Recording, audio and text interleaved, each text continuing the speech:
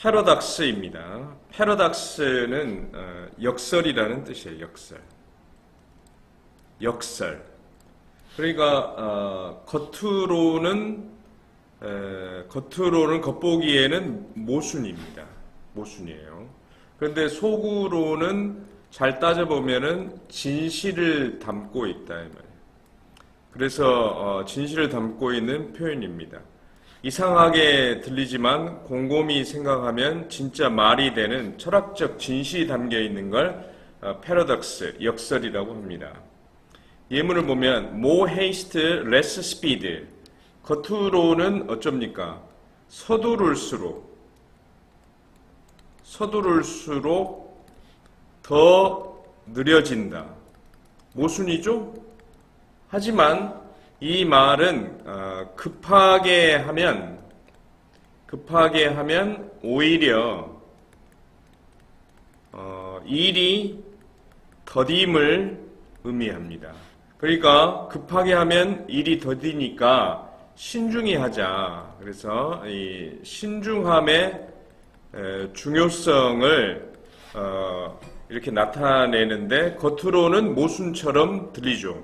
하지만 어떻습니까? 진실이죠? 그러니까 이러한 걸 뭐라고 한다?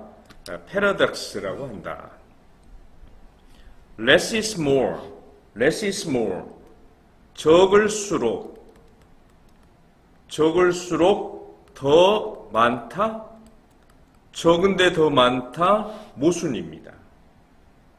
근데 이 말은 어디에서 많이 쓰냐면 디자인이나 예술에서 어떻습니까? 단순함의 미학이죠. 단순함의 미학에서 많이 쓰인다. 그러니까 단순할수록 이 단순함이 오히려 더 어쩝니까? 풍부함을 만든다. 그래서 단순함의 미학을 강조한 역설이 되겠습니다. The only constant is change. 유일한 불변이죠. constant, 불변이나 또는 상수죠. 이 불변은 변화이다. 변하지 않는 것과 변화는 서로 어떻게 됩니까? 모순이죠. 하지만 이 뜻은 유일하게 변하지 않는 건 변화이다. 이 말은 세상은 끊임없이 어떠고 있습니까? 변한다. 이 변한다는 진리를 얘기할 때 사용하는 겁니다. 이것도 역설에 해당하죠. You must lose yourself to find yourself. 네 자신을 찾기 위해서는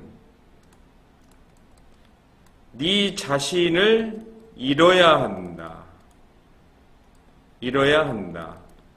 어떻습니까? 표면적으로 봤을 때 모순이죠. 자신을 찾는 것과 자신을 잃는 것은 모순이지 않습니까? 이 말은 자신을 찾기 위해서는 자신을 잃어야 한다. 이 말은 자신을 잃어야 한다. 이 말은 자기 어떤 자신을 찾는 이 성찰 과정에서 내가 가지고 있던 기존의 틀이나 또는 뭡니까? 고정관념 같은 게 있겠죠. 이러한 것들을 버려야 한다. 그러니까 내려놓아야 됩니다. 내려놓아야 한다. 그래야지 자기 성찰 과정에서 이걸 내려놓아야지 자신을 다시 찾을 수 있다라는 역설에 해당한다. You should be cruel to be kind. 직역하면 친절하기 위해서는 잔인해야 된다. 잔인해야 한다. 친절하려고 하면은 상냥하게 해야 되는데 잔인해야 한다. 이 말은 뭐겠습니까? 누군가를 위해 그 사람이 잘못된 방향으로 가고 있다거나 이럴 때 누군가를 위해서 솔직하게 충고해 줘야죠. 이렇게 충고하는 것이 어떻습니까? 그 사람에게는 굉장한 상처가 되겠죠. 상처가 될 수 있지만 결국에는 진짜 뭡니까? 배려죠, 이게.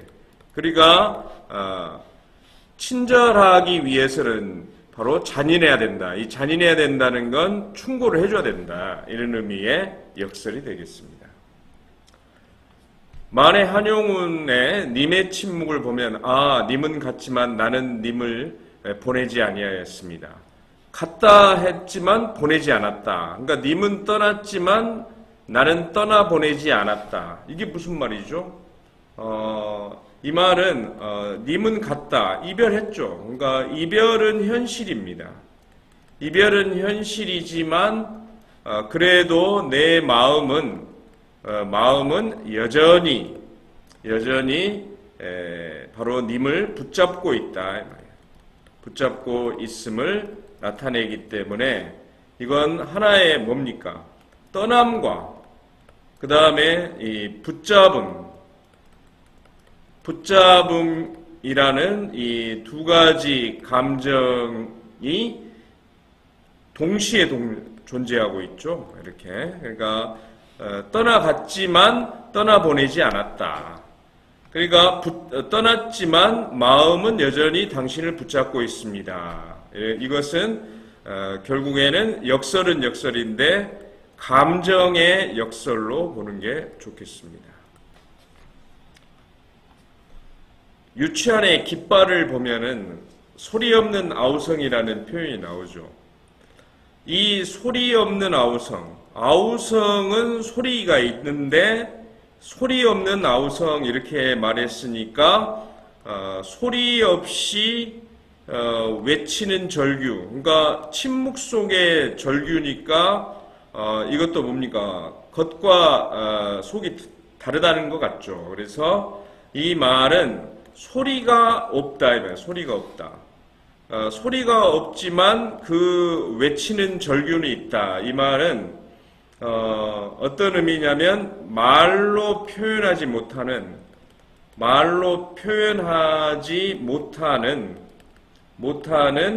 그러한 내면의 고통이나 또는 저항을 얘기하고 있는 것 같아요. 우리 모두도 이 깃발처럼 이 깃발은 푸른 어떤 바다를 향해서 펄럭거리고 있다고 칩시다. 그러면 이 펄럭거리고 있지만은 이 푸른 바다는 내가 가고자 하는 이상세계겠죠. 하지만 현실은 어떻습니까? 이 깃발은 가지 못하죠. 깃대에 묶여있기 때문에 가지 못한다. 그러니까 한계를 인식하고 있죠, 지금. 그러니까 한계를 인식하면서도 어쩝니까? 그 이상의 닿고자 하는 그 내면의 큰 어떤 저항을 이렇게 표현한 것이다. 이렇게 말할 수 있겠습니다. 아이러니입니다. 아이러니는 반어죠, 반어. 그러니까 반어는 겉으로는 모순이 없습니다. 뭐 표현 자체에는 모순이 없어요. 그런데 속으로는 이 화자가 한 말과 속으로는 정반대의 의미를 갖습니다. 그래서 여기서는 상황 파악에 주의해 줘야 됩니다. 어떤 상황이길래 이게 아이러니인가? 그래서 상황 파악에 주의를 해야 되고, 그러면 왜 이런 아이러니를 쓰냐면 비꼬을 때 많이 씁니다. 어떤 상황을 비꼬거나 또는 풍자할 때 많이 사용하고 있습니다. 상황을 봅시다. 친구가 약속 시간보다 1시간 늦게 왔어요. 그러면 그때는 보통은 많이 늦었구나 이렇게 해야겠지만 wow, you are so early 하고 와, 정말 일찍 왔네. 와, 이렇게 일찍 오다니 놀랍다. 막 이런 식으로 얘기합니다. 그러면 이건 무슨 말이냐면 실제로는 늦었잖아요. 그러니까 실제로는 늦었는데 반어적으로 비꼬는 표현입니다. 그래서 톤에 주의해 줘야 되겠죠. Wow, you are so early. 이런 식으로 표현해 주는 걸로 반어에 속한다. 도로 주행 시 과속으로 벌금 딱지를 받은 상황입니다. Thanks for the ticket, officer. You just made my day. 딱지 끊어줘서 고마워요. 경찰관님, 경찰관님, 오늘 하루 최고네요. 이 말은 어떤 의미를 담고 있죠? 바로 딱지 끊어서 기분 완전 망쳤어요. 라는 어떤 불쾌감을 이렇게 나타내죠. 반대로 얘기한다. 반대로 이렇게 표현한 거죠. 우산 없이 학교에 등교 중이라고 한번 해봅시다. 이때 우산이 없어요. 비가 지금 오고 있는 건데 이렇게 얘기합니다. What a perfect day to forget my umbrella. 이렇게 와러 혁명 이렇게 표현했을 경우에 감탄문이기 때문에 느낌표를 합시다. 우산을 잊기에 완벽한 날이네 라는 의미는 지금 비가 오고 있잖아요. 그러니까 비 오는 날에 우산을 안 챙겼잖아 지금. 그래서 우산을 안 챙겨서 죽겠네, 최악이다. 이건 불만이 섞여 있는 표현이다. 불만. 이걸 긍정적인 표현으로 나타낸 거죠. What a perfect day to forget my umbrella. 또는 이렇게 되죠. 비가 왔다고. Oh, rain. Oh, lovely. And I left my umbrella at home. 이렇게 표현했을 경우에 한번 생각해 보세요. 비라고 해놓고 oh, lovely라는 표현을 썼죠. 이것은 비꼬는 거예요. 지금 비꼬는 감탄사로 이렇게 지금 우산을 안 챙겨서 불만이다라는 뜻입니다. 김소원의 진달래꽃에 보면은 님을 떠나보내는 슬픈 상황에서 죽어도 아닌 눈물 흘리오리다. 이걸 겉으로 봤을 때는 죽어도 눈물은 흘리지 않겠다. 속뜻은 뭐겠습니까? 이별이 왔잖아 지금. 떠나보내야 되는 이별이 왔는데 이별이 실제로는 눈물 나죠. 그러니까 눈물 날 만큼 슬퍼요. 슬프지만 그 슬픔을 아닌 눈물 흘리오리다. 이 말은 슬픔을 드러내지 않겠다. 그러니까 난 괜찮아 이렇게 말한다면 난 괜찮아 이렇게 하면서도 어떻게 합니까?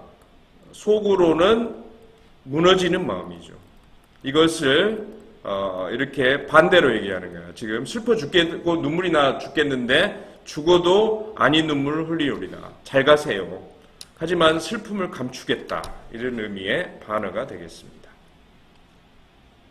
요점 정리하면 패러닥스는 뭐라고요? 역설이다. 역설이라는 것은 겉으로는 모순인 듯 보인다. 하지만 속으로는 진실을 담은 표현이다. 이렇게 정의하면 되겠고 아이러니는 반어다.